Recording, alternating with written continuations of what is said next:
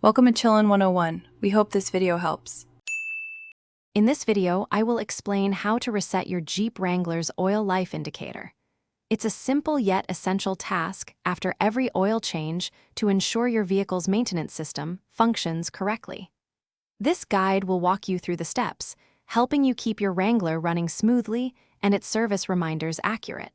We'll cover two common methods to get that light turned off. First, let's try the ignition on method. Get into your Jeep Wrangler and turn the ignition to the on position, but do not start the engine. Next, fully depress the accelerator pedal to the floor 3 times within a 10-second window. After performing this action, the oil change indicator light should flash for a few seconds and then turn off, confirming the reset. If the previous method didn't work, some Jeep Wrangler models require the engine to be running. Start your engine and let it idle.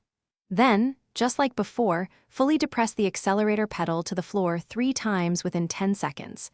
Observe the dashboard. The oil change indicator light should now turn off, signaling a successful reset.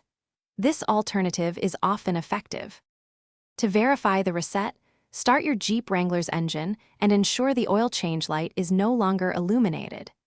If it's still on, simply repeat the appropriate reset procedure one more time, paying close attention to the timing. Remember, consistent oil changes, typically every 3,000 to 5,000 miles, are crucial for your engine's health and performance. Thanks for watching. Consider subscribing if we helped you.